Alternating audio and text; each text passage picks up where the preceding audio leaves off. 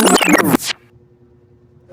evening guys. So for 7 nga pala, umangon na ako dahil magkakape ako sa Kape Lingka. Charis! So ayan na nga, may pusa pang nagbabantay. So nagtimpla na tayo ng mahiwagang kape charis. Gatas na walang laman. Nagkape-kape at yan so subscribe nyo na tong Syra 24. So yan na nga, tuloy paglilinis.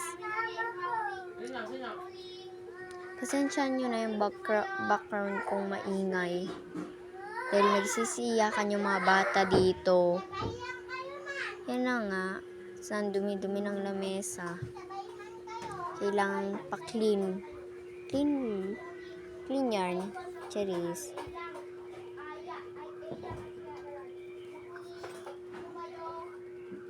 Yan na nga guys, so kailangan natin ilagay yung mga plato.